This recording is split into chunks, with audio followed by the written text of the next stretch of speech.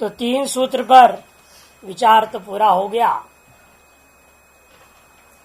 पहला सूत्र उपोद्घात संगति से आरंभ किया। कोई भी ग्रंथ आरंभ होता है, उस ग्रंथ का विषय का प्रतिपादन करने के लिए उपोद्घात संगति, उपक्रम किया जाए जिसका, उसको प्रकाशित करने के लिए जो भी आप कथन करते हैं उस कथन को कहा जाता है कि उपोद्घात संगति से कहा गया। और आपने जो प्रतिज्ञा किया उस पर तुरंत पूर्व पक्ष कहेगा प्रतिज्ञा मात्र न वस्तु सिद्धि लक्षण प्रमाणाभ्याम में वस्तु सिद्धि न तो प्रतिज्ञा मात्रेण। उसने जो इस तरह से आक्षेप किया, जब आक्षेप संगति से दूसरा अधिकरण आरंभ हुआ, मैंने लक्षण है। लक्षण क्या है? तो अपने जन्मादि से था सूत्र आरंभ किया। जब वो सूत्र आरंभ हुआ तो सर फिर आक्षेप होता है, पूर्व पक्ष कहता है कि नहीं महाराज, ये जो लक्षण परक वाक्य ही नहीं है, ये तो अनुमान करने के लिए है। ईश्वर का अनुमान करने के लिए वाक्य, तो लक्षण परक वाक्य हो नहीं सकता। और दूसरा पूर्व पक्षी कहते मान लो ये लक्षण है भी, लेकिन यथार्थ लक्षण में कोई प्रमाण नहीं है। क्यों? यतः सामान्य वाचक शब्द है। आपने जो वाक्य लिया यतः और आनंद सामान्य ब्रह्म का वाचक कहाँ है? ब्रह्म से जगत पैदा हुआ।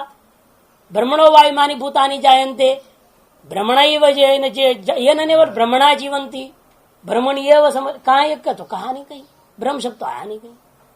आनंद भी सामान्य सुखवाचक शब्द है। इसीलिए दोनों वाक्यों की तरह जो आप लक्षणत्व प्रस्तुत करना चाह रहे हैं, ये लक्षण नहीं हो सकता है, क्योंकि जो इसमें कोई प्रमाण नहीं है। पुनः आक्षेप हुआ, उस आक्षेप संगति के कारण से तीसरा सूत्र और अधिकरण आरंभ हुआ। अतः पहला जो था उपोद्घात, दूसरे में आक्षेप, तीसरे में भी आक्षेप संगति। तो आपने लक्षण प्रस्तुत किया, प्रमाण प्रस्तुत किया, अतएव प्रतिज्ञात वस्तु विषय है जिस पर जिज्ञासा करनी चाहिए, ये बात सिद्ध हो गया। लेकिन पूर्व पक्षी कहता है फिर भी कि इसका प्रयोजन क्या निकला, क्योंकि अधिकरणों का प्रयोजन भी तो होनी चाहिए ना कुछ। पहला अधिकरण का प्रयोजन यही है, विषय का हमने प्रतिज्ञा कर दिया, वह लक्ष्य बता दिया था मोक्ष प्राप्ति, अधिकारी का भी कथन कर दिया था, सर्व अनर्थ निवृत्ति ही प्रयोजन है। इसलिए पहला अधिकरण का तो प्रयोजन निश्चित है, सर्व अनर्थ निवृत्ति। दूसरे अधिकरण का प्रयोजन क्या निकलता है? पूर्व पक्ष में जो अनिश्चित तत्व था वह हम निश्चय कर दिए। पूर्व पक्ष में अनिश्चित है तत्व, ईश्वर तत्व है या नहीं, ब्रह्म तत्व है या नहीं, उसके लिए तो अनिश्चित है। क्यों? अनुमान करेगा, वो अनुमान परक मान रहा है। यदि अनुमेय है, जो अनुमेय होता वो निश्चित नहीं होता। जो अनुमेय है वह पक्का निश्चित करना। जैसा आपने धूम को देख वन्नी का अनुमान कर लिया, लेकिन जहां धूम दिखाई दिया वहां जब आप पहुंचे, हो सकता है वो नहीं ना रहे। आपने जो देखा था ठीक ही देखा, लेकिन वह धूम अविच्छिन्न मूल रेखा वाला है। था क्या? ये था भी, जब आप पहुंचे तब तक मान लो खत्म मामला। वो अगर रोटी बना चुका है, बुझा दिया अग्नि को, तब क्या होगा? तो अनुमेय वस्तु में क्या होता है ना, तत्कालावच्छेदेन तद्देशावच्छेदेन जो है, उभयावच्छेदेन कभी वस्तु का निश्चय नहीं हो सकता है। तद्देशावच्छेदन हो जाएगा, लेकिन तत्कालावच्छेदन आप निश्चय नहीं कर सकते, क्योंकि यत्कालावच्छेदन आप देख रहे हैं, तत्कालावच्छेदन आप जो है धूम मात्र को देख रहे हैं, वन्नी को नहीं देख रहे। हाँ, यद देशावच्छेदन धूम है, तद देशावच्छेदन वन्नी है, इतना मात्र निश्चय कर सकते हो, लेकिन तत्कालावच्छेदन वन्नी का निश्चय नहीं हो सकता है। अतः हमेशा अनुमेय पदार्थ अनिश्चित ही होता है। यत्किंचावच्छेदेन सत्य होता है, यत्किंचित संशय ग्रस्त ही रह जाता है। अरे पूर्व पक्ष में दूसरा अधिकरण और तीसरा अधिकरण दोनों का मामला ऐसा बन गया कि उसका जो विषय जो ग्रहण कर रहा है अनुमान से, वो अनिश्चित है। हमारे यहाँ अनुभूति का विषयत्वात् निश्चितम तत्व, वह ब्रह्म तत्व जिसको हम लेकर विचार कर रहे हैं, वह हमारे लिए अनुमेय नहीं है। जन्मादि वाक्यों के द्वारा, शास्त्र दो सूत्रों के द्वारा, दोनों ही वाक्य और सूत्रों के द्वारा जो है हम कहीं अनुमान करने नहीं जा रहे। हम उसको अनुभूति का विषय मानते हैं। इसलिए भाष्यकार ने कहा था केवल हमारे लिए शास्त्र मात्र प्रमाण नहीं है, किंतु अनुभूति आदि का मपी को दिया था। अनुभूति विषयत्वात् एक है, तो दूसरा है तो अब तीसरा अधिकरण को जोड़ देंगे उसमें, शास्त्र गम्यत्वात्। शास्त्र गम्यत्वात् वो कहेगा भाई शास्त्र गम्य कैसे, ईश्वर ने शास्त्र बनाया और वो शास्त्र फिर ईश्वर के लिए प्रमाण बन गए, तो कोई बात बनी नहीं। तब कहते हैं शास्त्र कारणकत्वात्, वो शास्त्र का भी कारण है। इसे शास्त्र को दो अर्थ किया था, शास्त्र गम्यत्वात्, शास्त्र कारणकत्वात्। तंतोपनिषद पुरुषम इत्यादि के आधार पर वो शास्त्र गम्य ही है, ये सिद्ध है। उसको जो नहीं मानता है उसे शास्त्र कारणकत्वात्, शास्त्र का भी कारण हुआ है, अतएव ब्रह्म को मानना पड़ेगा। इस तरह से पूर्व समस्त आक्षेपों को खंडन करके वहां प्रयोजनों को सिद्ध कर दिया। अब पुनः यहां पर जो है पूर्व पक्ष आक्षेप करेगा। ठीक है, आपने लक्षण बना दिया है, प्रमाण भी बना दिया, दोनों में मान लेता हूं, लेकिन जिस वस्तु को, जो वस्तु है ही नहीं उसकी लक्षण प्रमाण से क्या लाभ? जो वस्तु है ही नहीं या जो वस्तु वेद की तरफ प्रतिपाद्य ही नहीं, उसका लक्षण प्रमाण बना के क्या फायदा? जैसे वंद्यापुत्र, उसका मान लो आपने लक्षण बना दिया, वो इतना लंबा है, इतना चौड़ा है, गोरा है, अमुक है, इतना पढ़ा लिखा है, सब लक्षण लंबा चौड़ा बना दिया और प्रमाण प्रस्तुत कर दोगे। आजकल के जमाने झूठी साक्ष्य बहुत मिल जाएंगे, हमने देखा था, तो आपको कहें भाई आप भी बोलो ना, हाँ बोलो, तो जबरदस्ती बुलवाएंगे, हाँ वो भी कहेगा हाँ जी हमने भी देखा था, सब वंध्यापुत्र को देखे हैं। और क्या कर लोगे? लक्षण प्रमाण तो दे दिया आपने, अब क्या वाक्य वंध्यापुत्र है? जिस लक्षण से लक्षित कर रहे हो, जिन प्रमाणों को प्रस्तुत कर रहे हो, सिद्ध करने की प्रयास कर रहे हो, वो वस्तु है भी, और यदि है भी तो वो कहेंगे वो अप्रधान है, वेद प्रतिपाद्य नहीं है। क्यों? कथम पुनः ब्रह्मण शास्त्र प्रमाणगतम उच्यते, भाष्य आरंभ करते इसलिए।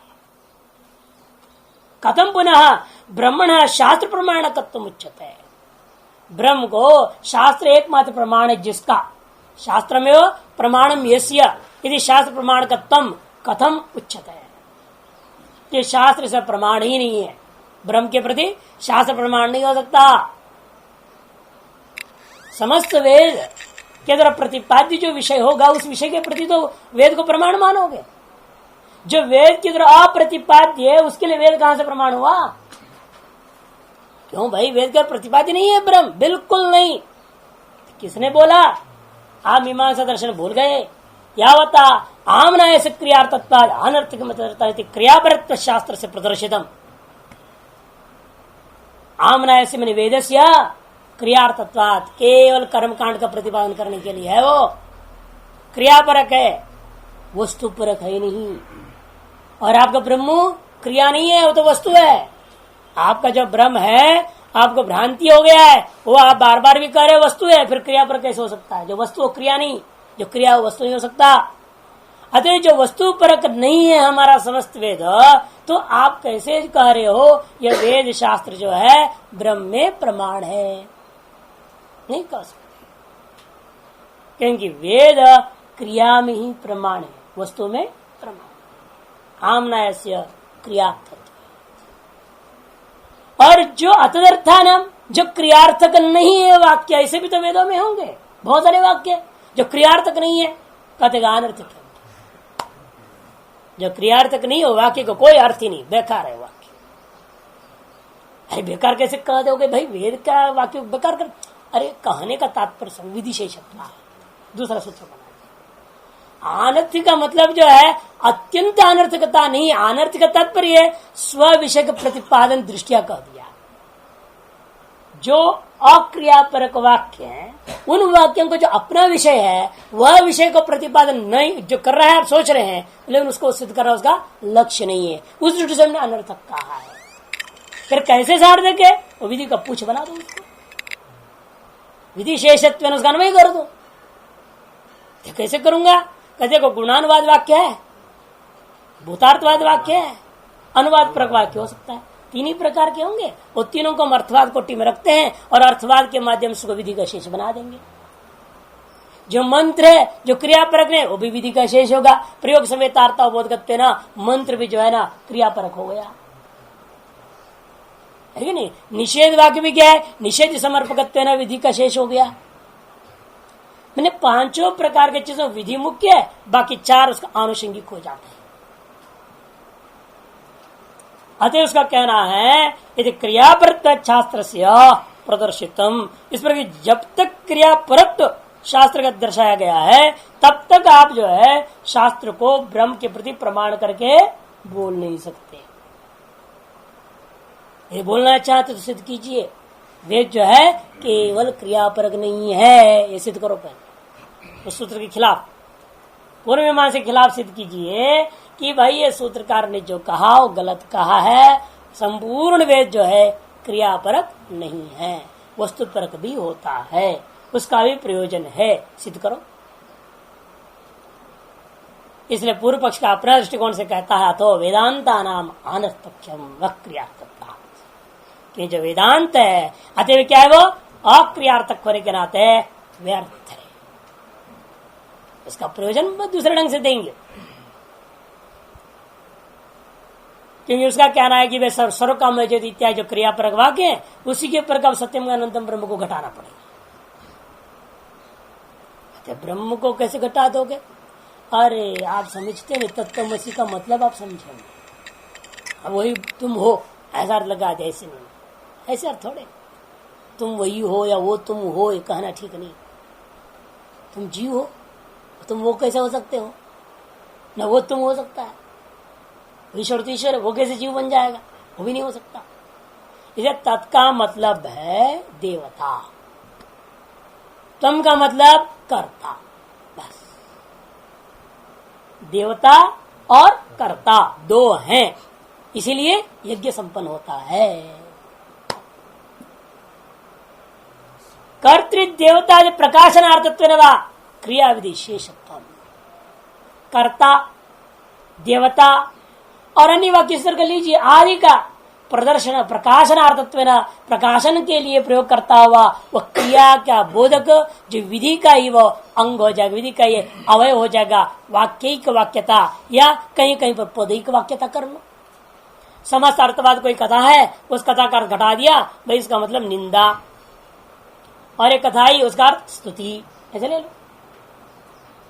50 वाक्यों से कहानी आ गई। देवासुर संग्राम हुआ था, देवता लोग जो है अग्नि रूपा रुद्र को सब दे करके सोना चांदी चले गए, मुकुट वगैरह देकर लड़ाई करने, कई वाक्य स्वरोदित वाला मामले में। और सारे वाक्य का तात्पर्य क्या है? रजत की निंदा। बर्रियाग में रजत को देत्व अस्वीकार, वैसे निंदा निंदित्व उसमें आ गया। बस एक पद मात्र, पूरे वाक्यों का एक पद में उसका निचोड़ निकाल दिया, निंदा।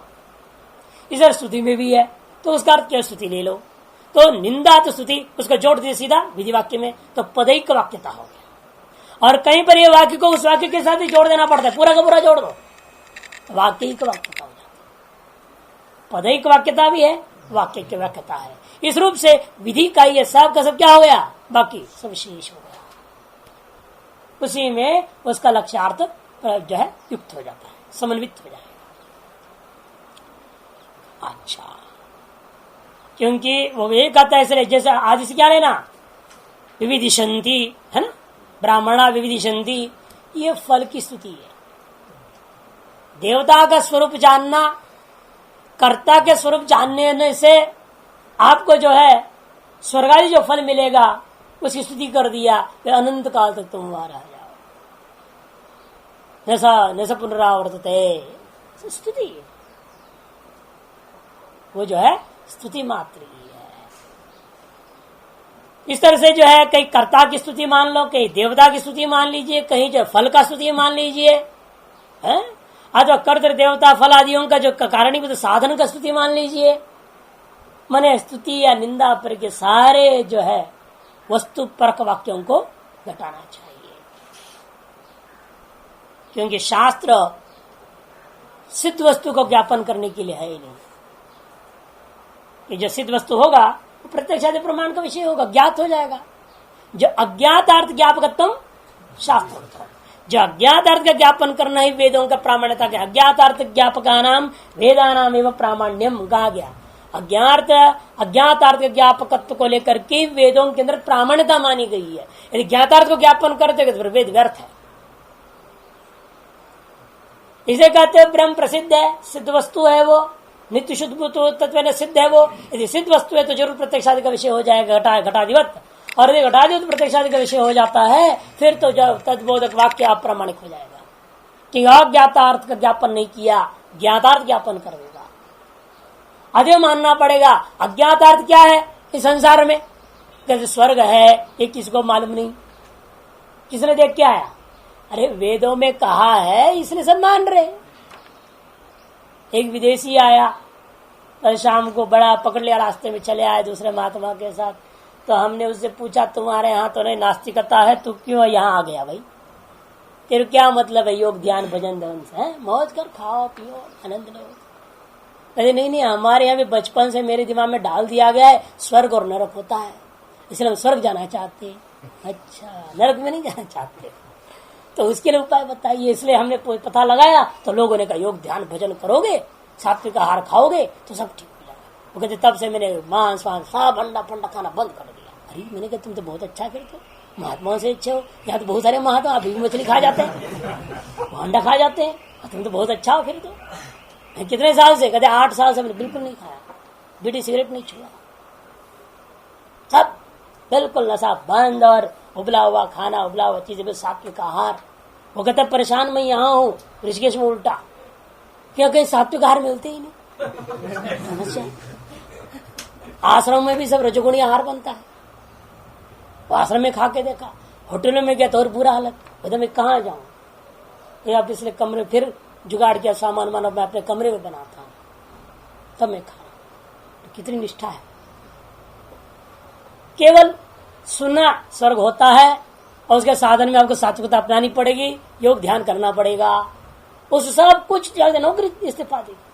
अरे बबाले वो झूठ कपट करना पड़ता है, या तो सत्यम अहिंसा बोल दिया, अब कैसे करूं? वो कहते इसे छोड़ो नौकरी। जिस नौकरी में झूठ बोलना पड़े हम वो नौकरी नहीं करेंगे। कैसा लड़का है। तो हमको इसलिए थोड़ा और मार्गदर्शन कीजिए, मुक्ति का रास्ता क्या है, स्वर्ग का रास्ता क्या है। कि यहाँ आने के उसको मुक्ति पता चला, मुक्ति भी होती है, स्वर्ग से भी बड़ा होता है। और उसको पकड़ लिया, मुक्ति हमको बताओ, और स्वर्ग तो नहीं चाहिए, तो स्वर्ग से बड़ा मुक्ति है ना, तो मुक्ति हमको चाहिए। और उसके लिए किसी ने दिमाग में डाल दिया कि उसे दर्शन शास्त्र पढ़ना पड़ेगा, फिलॉसफी, उसके बिना नहीं होगा। अब बस फिलॉसफी दिमाग में रट रहा है, बस चल रहा है, मेरे को दर्शन शास्त्र पढ़ाना है। और किसी ने बोल दिया स्वामी जी अंग्रेजी वगैरह सब जानते, सब पढ़ा देंगे, जाओ तुम वहां पे, बस आ गया। अरे कुछ भी हो, हमें आप हफ्ता में 1 घंटा दीजिए, हफ्ता में 1 दिन तो भी चलेगा, लेकिन हम आपसे कुछ लेके जाएंगे। हमने तो क्या करा, ऐसे जिज्ञासु को तो मना भी नहीं कर सकते। लघु वगैरह तो पढ़ा है नहीं, न पढ़ सकता है। चलो कुछ बीज बो देते हैं, छुट्टी में उसको दिया समय, छुट्टी में आओ, तो ऐसे भी है ना। तो कैसे जाना ये कि लोक से, दुनिया में देखा उसने स्वर्ग कहीं? सुना है। कहां से सुना? शास्त्र से सुना। उसको जिसने बताया शास्त्र पढ़ा, तभी तो उसने बोला, ऐसे परंपरा से आया हुआ है। ये नस्तद्व्याच चक्षिरे, अनादिकाल से चला है परंपरा।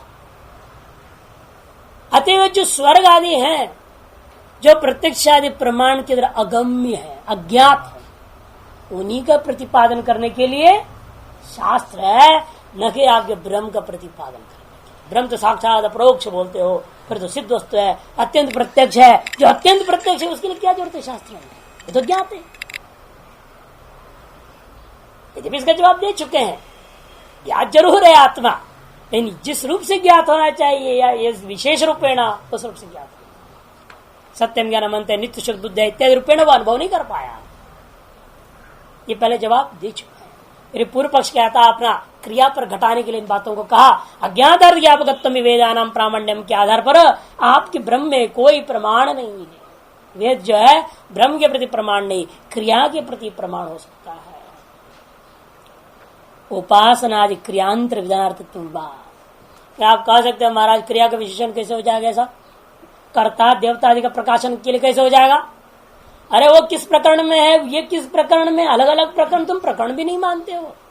अरे प्रकरण प्रमाण तो मीमांसा बहुत मजबूत है। अंगांगी भाव ने शेषी भाव निश्चय करने के लिए प्रकरण अत्यंत महत्वपूर्ण मामला है।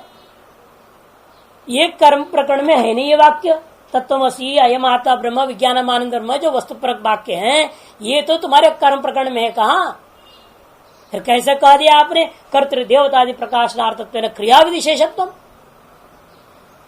ये नहीं कह सकते कि क्रिया विशेष नहीं हो सकता।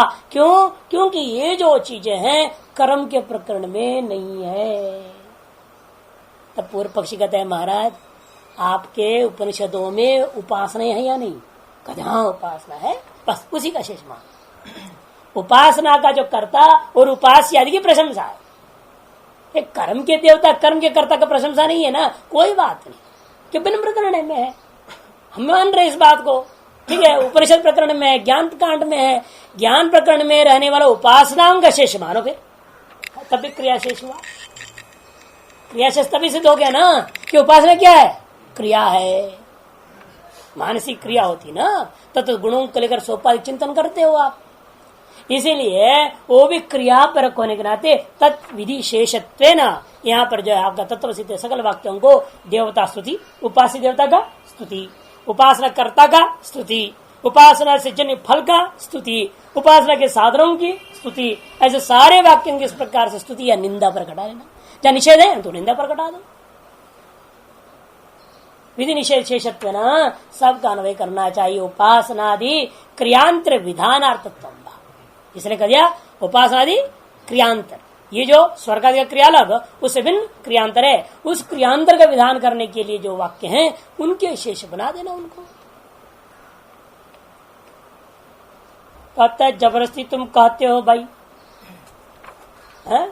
उसके अंग बना दो, जबरदस्ती बना दो, शेष बना दो। क्यों हम शेष बनाएंगे? क्योंकि पूर्व पक्षी कहता है बात ऐसा देखिए आप नहीं बनाएंगे, ऐसा नहीं कर सकते, बनाना ही पड़ेगा आपको। क्यों?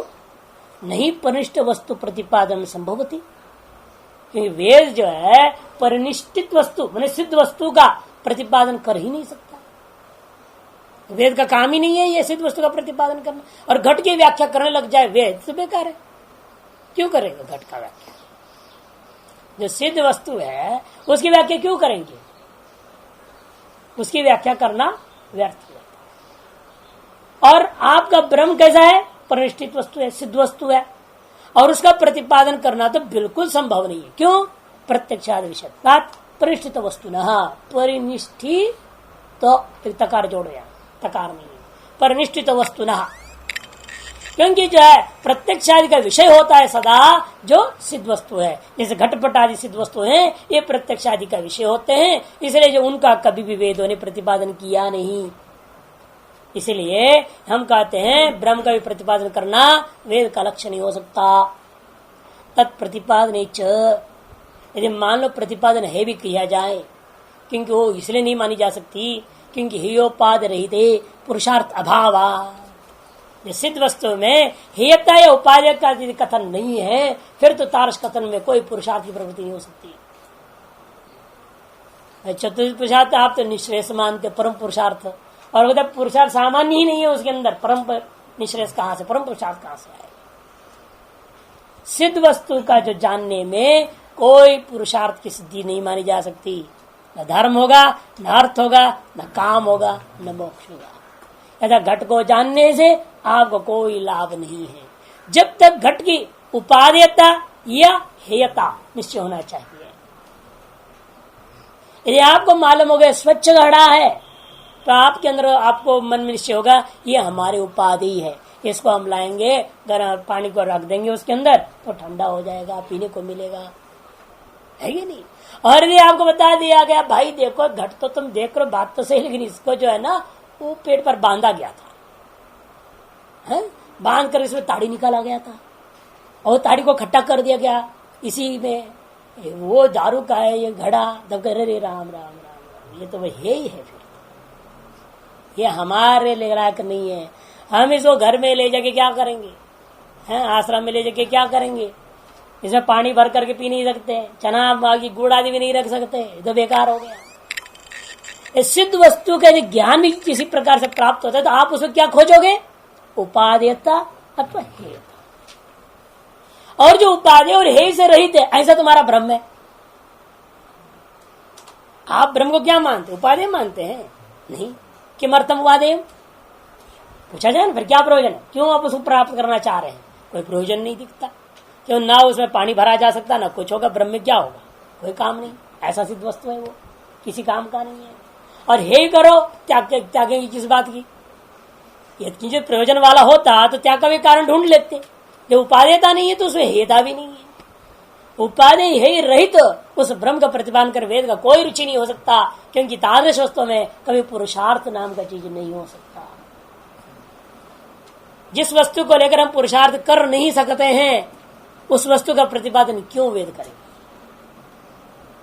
या नहीं? देवदत्त का जो है वंध्यापुत्र देवदत्त की व्याख्या वो सच्चिदानंद स्वरूप बोल देंगे तो क्या फायदा होगा?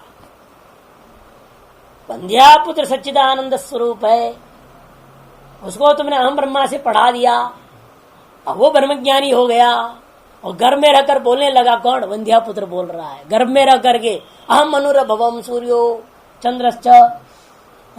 ये सब व्याख्या क्या है? निरर्थक है ना। इसको प्रयोजन होगा? इसको जानने से भी कोई पुरुषार्थ सिद्ध नहीं हो सकता। जो उपाधि नहीं, जो है नहीं, ऐसे तो अगर किसी भी प्रकार के व्याख्यान उसमें कर लीजिएगा, हे उपाधि कर रहित होने के नाते उसे कोई पुरुषार्थ की प्रवृत्ति नहीं हो सकती।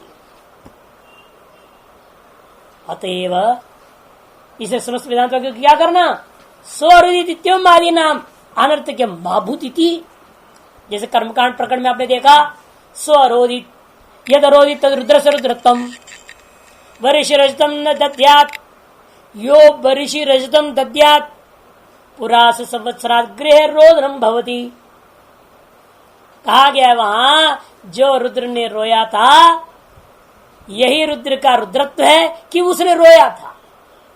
यही रुद्र की रुद्रत्व है कि वो रोया था। क्यों रोया था वो बात अलग है, लेकिन ये जरूर है जो बर्ही याग में रुद्र देवता के नाम पर यदि चांदी का टुकड़ा डाल देगा हवन में तो अवश्य साल भर के अंदर उसको रोना पड़ेगा और उसके घर में मौत होगा, कोई ना कोई मर जाएगा, ऐसा बोल दिया। अतएव बर्री आग में रजतम न देयम, निषेध वाक्य है। उसके साथ ही बर्रिशी रजतम न देयम कथम यद अरोधि तद रुद्र से रुद्रत्तम यो बर्रिशी रजतम दद्यात् पुरास संवत्सरात् गृहे रोदनम भवति।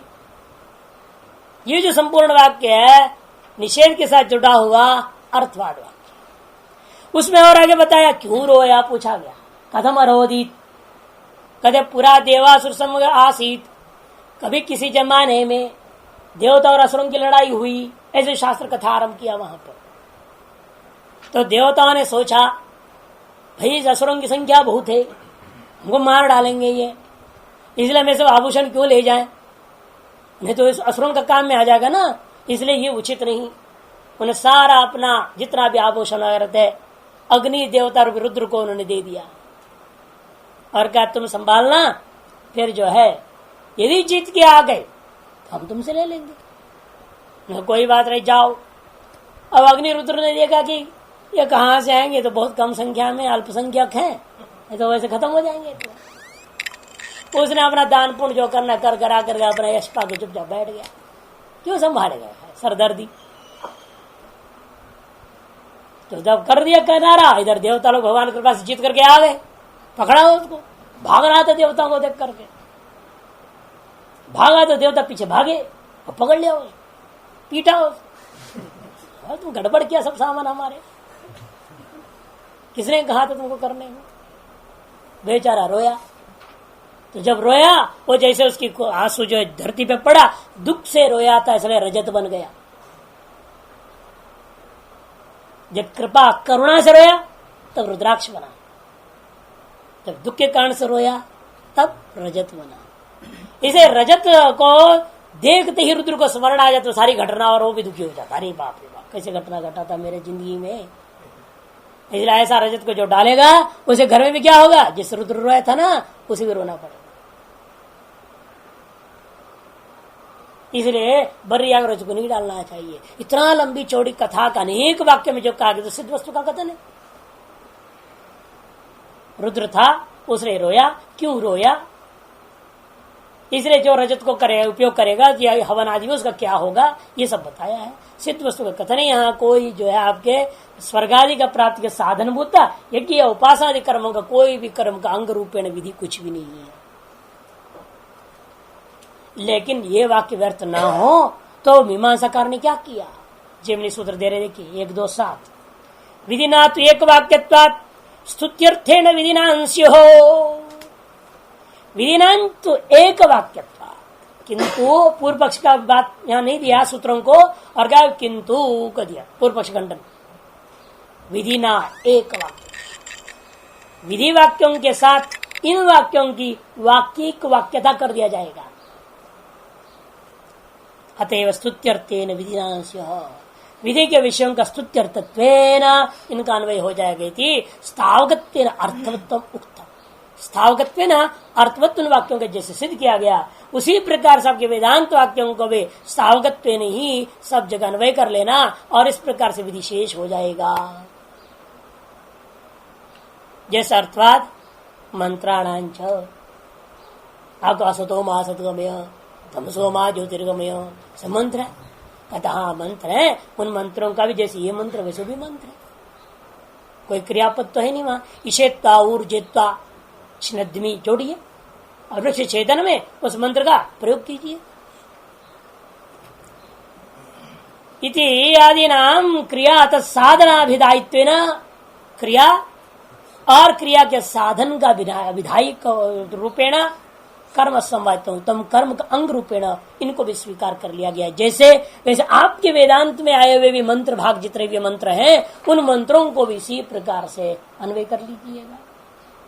या तो उपासना क्रिया का ही समवाय हो जाएगा अथवा क्रिया के साधनों का समवाय हो जाएगा अथवा अतएव कर्म का ही समवाय हो गया, कर्म का ही अंग हो गया, कर्म का अवयव हो गया। न क्वचिदपि वेद वाक्यानाम विधि संस्पर्श मंत्र अर्थवत्ता दृष्टा उपन्ना। इतना ही नहीं, बहुत जबरदस्त बात कह दे रहा है पूर्व पक्षी। कहता है वेद में ऐसा कोई वाक्य नहीं है जो विधि को छुए बिना अर्थवान हो जाए, विधि के साथ संबंधित हुए बिना अर्थवान हो, ऐसा तो एक भी वेद वाक्य हमने नहीं देखा और तुम भी युक्ति से भी सिद्ध नहीं कर सकते। न दृष्टा न उपपन्ना, ऐसे देखा भी नहीं गया और ऐसा आप युक्ति से भी सिद्ध नहीं कर सकते। अमुक वाक्य जो है बिना क्रिया संबंध का जो यथार्थ हो गया, अर्थवान है, ये बात आप सिद्ध भी नहीं कर सकते किसी भी युक्ति से। क्यों नहीं सिद्ध कर सकते हो?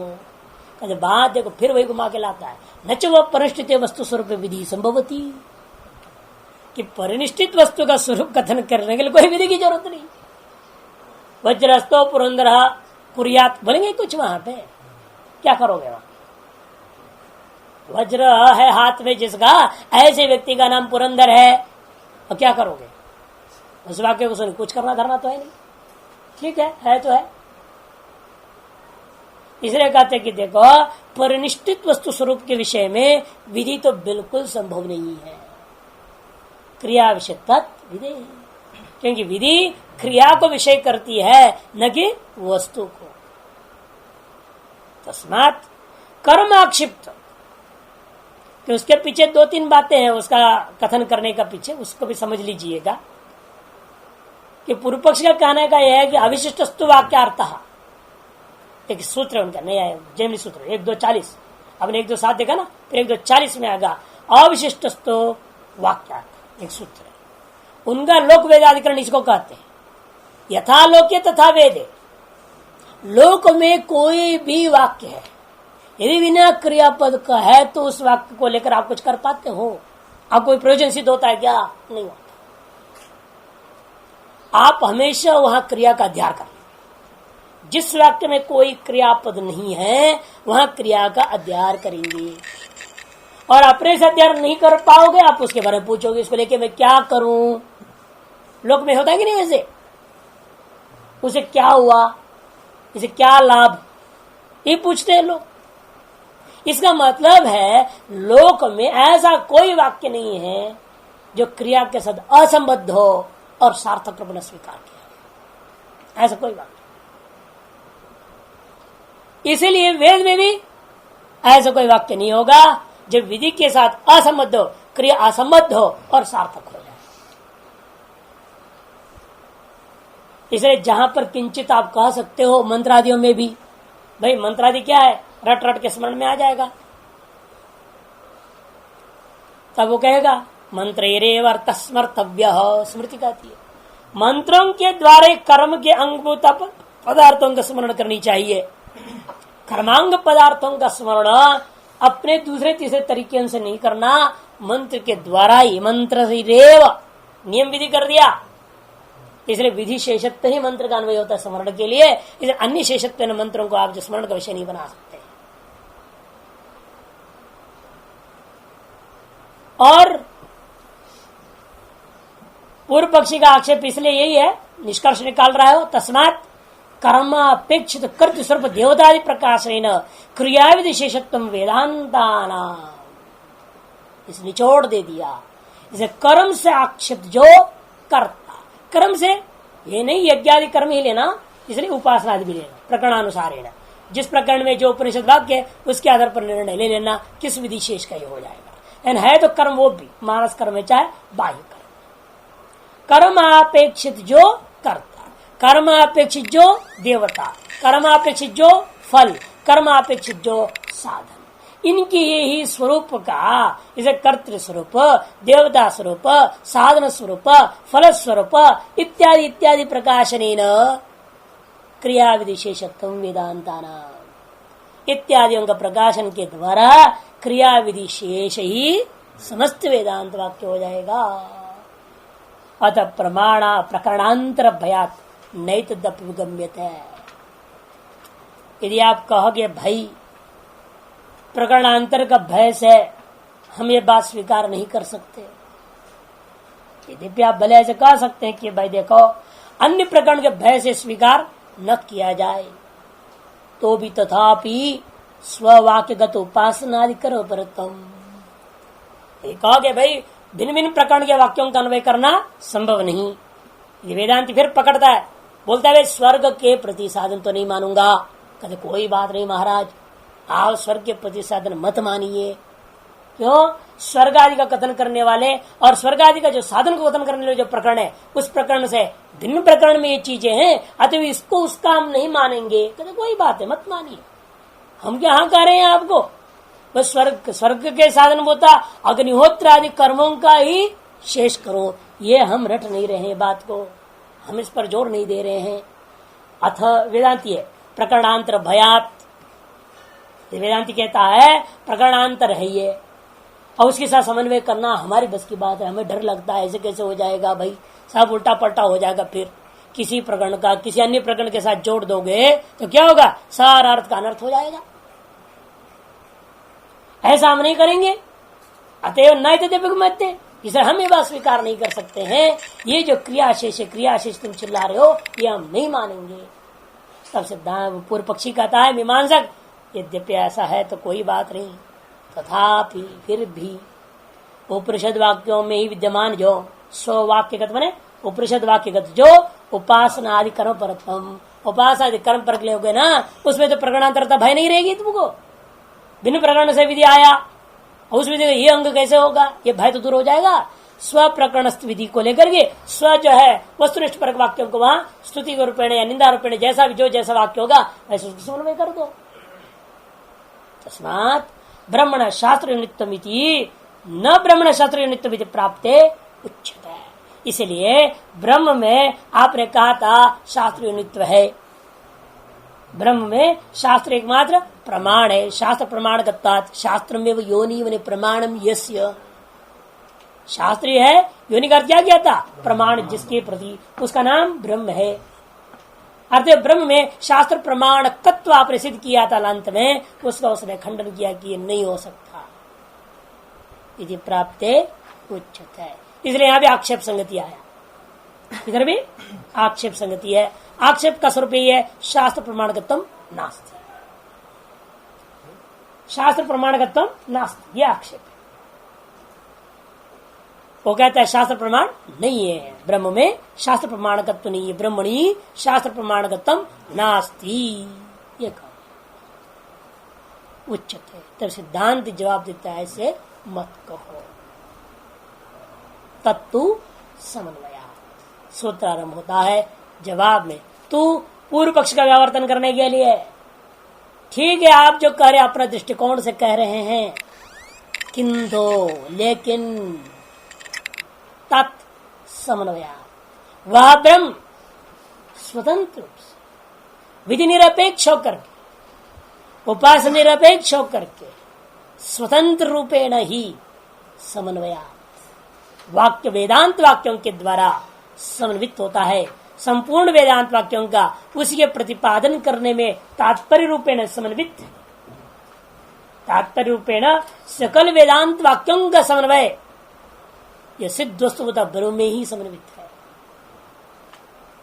स्वतंत्र रूपेण विधि निरपेक्ष, उपासना निरपेक्ष, किसी भी प्रकार का अशेषत्व नहीं, शेषत्व नहीं, किसी भी प्रकार का शेषत्व न स्वीकार करता हुआ समस्त वेदांत वाक्य ब्रह्म का प्रतिपादन करने में समन्वित हो जाता है, जिसने इसीलिए तुम्हारा मत हम स्वीकार नहीं करते। सूत्रार्थ हो गया। अब सूत्र के द्वारा कथित इस अधिकरण के सार को देखिए। 4 श्लोकों में अधिकरण सार है। वेदांत कर्तृदेवादि परा ब्रह्म पराउत अनुष्ठानोपयोगित्वात् कर्त्रादि प्रतिपादक भिन्न प्रकरणात् भिन्न षटकाच्च लिंग षटकाच्च, है ना, लिंग षटकाच्च ब्रह्म बोधना बोधका सति प्रयोजन अनर्थहाने अनुष्ठान तो अत्र किम प्रतिपत्ति विदित संति ब्रह्मणि अवसिताहुत शास्त्रत्वात्य विधातारो मननादेश्च कीर्तना ना कर्तृत्वत्रास्ति विधि शास्त्रत्वं शंसनादपि तंत्रे पाठ वेद है, ठीक है हमारे भी, लेकिन हम काटे फिर इसको ऐसे बनाया है दोनों तरह। ना कर्तृतंत्र अस्ति विधि शास्त्रोत्तम शंसनादपि मननादे पुरा बोधात ब्रह्मण्य विसितास्ततः। कहते कि भाई वेदांत कर्तृवादी परा ब्रह्म परा उत्तर, सकल वेदांत वाक्य कर्ता के स्वरूप का कथन करते हुए विधि शेषत्व अन्वित होता है, या ब्रह्म शेषत्व ब्रह्म पर इसको घटाया जाता है। अनुष्ठानोपयोगित्वात् कर्तादि प्रतिपादक, अनुष्ठान में उपयोगी होने के नाते कर्तादि का प्रतिपादक मानने चाहिए। जब तक कर्ता का प्रशंसा न हो, कर्ता किसी कर्म को करने प्रवृत्ति नहीं होता। आप लोग में भी देखते हैं, कोई काम किससे कराना होगा तो उस कर्ता को पहले प्रशंसा करना पड़ता। अरे भाई आप तो सारे ऋषिकेश को जानते हैं, गली गली जानते हैं, आप नहीं करोगे तो कौन कर सकता है, आप ही कर सकते हैं काम, इसलिए तो आपके भरोसे आए हैं, आपके लोग कोई कर ही नहीं सकता, आप तो भाई इसमें माहिर है। ऐसे दुनिया भर बोलेंगे बात, उसको भूल जाता हूँ, मेरे बिना तो इसका काम नहीं चलने वाला है, लग जाएगा बेचारा काम धंधा चल। तो कर्ता की स्तुति, कर्ता की प्रशंसा, कर्ता का स्वरूप कथन आदि किए बिना जो है भाई वो कभी अनुष्ठान में नहीं जा सकता। इसे अनुष्ठान में उपयोगी हो गया कर्ता का प्रशंसा आदि, इसे अनुष्ठान उपयोगित्वा कर्तादि प्रतिपादक। शिवानंद जी कृष्णांत को इसलिए देख रहे हैं क्योंकि यही चलता है इन दोनों का बीच में। तो उनको कहते हुए आप लगा देते उसका विचार, वो अंदर लगे रहते हैं, आपस में दोनों का प्रेम भाव भी चलता है इसी तरह। तो अच्छा है, तो संसार का स्वभाव है एक दूसरे की प्रशंसा क्यों नहीं, एक दूसरे के काम ही निकाल तरीका होता, अपने अपने ढंग से सबका एक अलग बात है। लेकिन इसलिए अनुष्ठान उपयोगिता कर्तादि प्रतिपादक। तब सिद्धा पूर्व पक्ष के जवाब में नहीं, भिन्न प्रकरणात् लिंग षटकाच्च ब्रह्म बोधका। एक तो बिल्कुल ही उपासना प्रकरण से भी अलग प्रकरण, उपनिषदों में भी हम तो प्रकरण कर देंगे, उपनिषदों में भी क्रिया प्रधान सगुण उपासना निर्गुण उपासना पर जो क्रिया प्रधान अलग कर दो और केवल निर्गुण कथन करने वाले वाक्यों को अलग कर दीजिए। ज्ञान प्रकरण विशुद्ध अलग और उपासना प्रकरण अलग कर दो। दो प्रकरण हो जाएगा तो भिन्न प्रकरण होने के नाते उपासना विधि शेष भी ये जो है ज्ञान प्रकरण वाला वाक्य नहीं हो सकता। लिंग षटकाच उपक्रम उपसंहार पूर्वाभ्यास फल इत्यादि जो षटलिंग बताए जाएंगे उसके विस्तार से आएगा विचार। वो यहाँ पर केवल अधिकरण सार पर जा रहे हेतु तो समझ लीजिए, बाकी विस्तार से टीका में जाएंगे। भिन्न षटकाच ब्रह्मबोध का भिन्न षटको लिंग षटकाच लिंग षटकों के कारण से भी इन वेदांत वाक्यों को ब्रह्म का बोधक माननी चाहिए। और तीसरी हेतु भी दे रही सती प्रयोजन अनर्थहाने अनुष्ठान तो किम। जब प्रयोजन है क्या प्रयोजन? अनर्थ का सर्वथा नाश हो जाना, अनर्थ का आत्यंतिकी ऐकांतिकी निवृत्ति है। आत्यंतिकी ऐकांतिकी निवृत्ति है अनर्थ का। ऐसा प्रयोजन कर रहते हुए यह कर्म से क्या लेन देन? अत्र कर्मण किम, अत्र जो है इसलिए कहते कि भाई ठीक है ना। हाँ, सती प्रयोजन अनर्थहारे अनुष्ठान तो अत्र किम, अनुष्ठान आदि से क्या लाभ है बताइए। प्रतिपत्ति विदित संधि कदा उसको प्रतिपत्ति कर्म में मान लो ब्रह्मण्य व्यसिता होता। दूसरा पक्ष दूसरा वर्णक एक तरह से पहला हो गया, दूसरा पूर्व पक्ष इस तरह से भी कुछ लोग कहते हैं ये प्रतिपत्ति कर्म का विधान है। यहाँ पर ये प्रतिपत्ति कर्म है समझ लो, उस कर्म के अंगभूत सारा वाक्य होता है। आप कर्मकांड करने के बाद उपनिषद मंत्र का पाठ करेंगे तभी कर्मकांड को पूरा फल मिलेगा। इनको पाठ करना जरूरी है। वो पाठ क्या है? प्रतिपत्ति कर्म। इसे कहते हैं प्रतिपत्ति विदित संधि ब्रह्मणी अवसिता वा विकल्प, अथवा ब्रह्म में ही इसका अवसान हो रहा है, उन्हें समन्वय हो रहा है तो ये विकल्प खड़ा कर दिया। पूर्व पक्षे शास्त्र तत्व विधातारो मरणादेश कीर्तना, शास्त्र होने के नाते यथान्य शास्त्र वैसे ये भी शास्त्र है, अतएव क्या है ये भी विधान करने वाले हैं, विधि परक। वेदांता विधि परा शास्त्रत्वात् कर्म विधि परवत, अनुमान लगा दिया।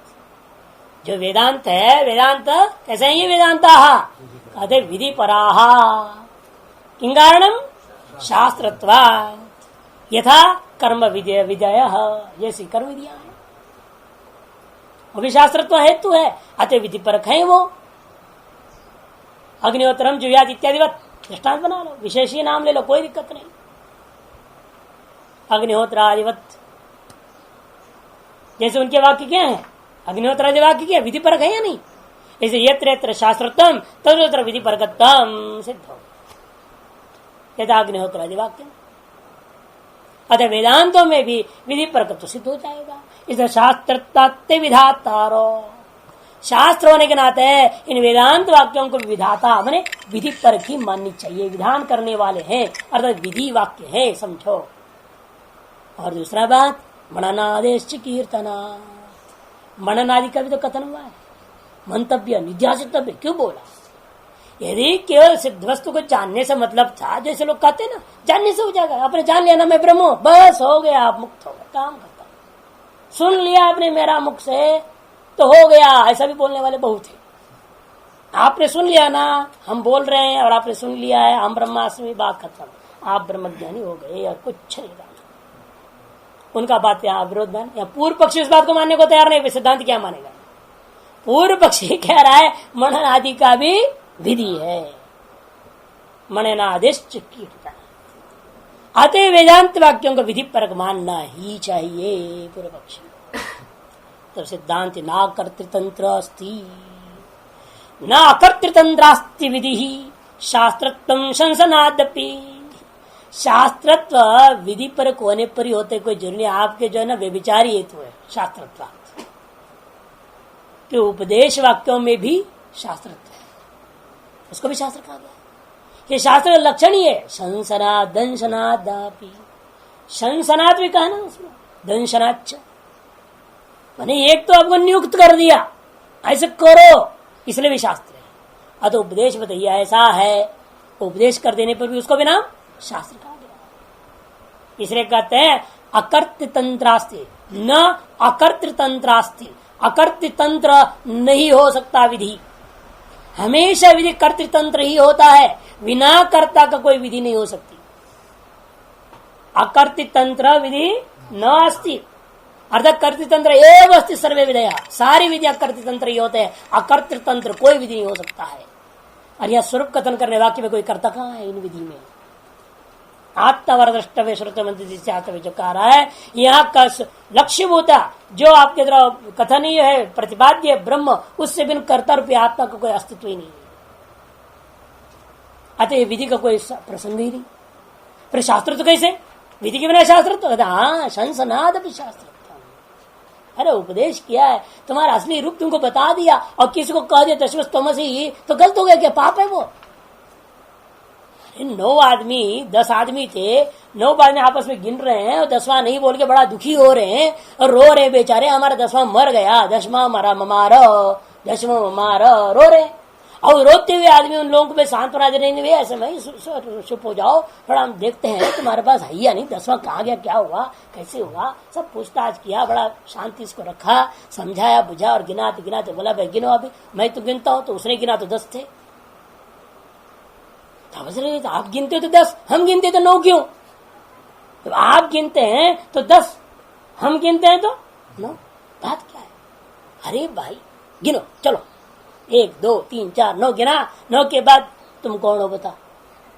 मैं? अरे हाँ, तो मैं तो था, गिनने वाले को ही भूल गया। गणना की योग्य पदार्थों को गिन रहा हूं, तो गणना करता को ही नहीं गिना। तब समझ में अरे मैं ही दशमो हमें वास्मी। क्या ऐसा बोध कराना पाप है? कोई विधि तो है नहीं, कुछ करना तो पड़ा नहीं। क्यों समझाया, उपदेश दिया, उसे तो उसका साफ दुख दूर हो गया, उनको तो 10वां मिल गया। तो यथा तथा यहां पर भी कहते हैं मननादे पूरा अबोधात, मननादे पूरा अबोधात। देखो उन लोगों की बातों की जवाब मिल रहा है कि नहीं, जो गलत बोल रहे हैं लोग। मननादे पूरा अबोधात ब्रह्मण्य अवस्थितः, इसलिए ब्रह्म में ही सकल वेदांत वाक्यों का जो समन्वय होता है, निश्चय होता है, बात दृढ़ हो गया।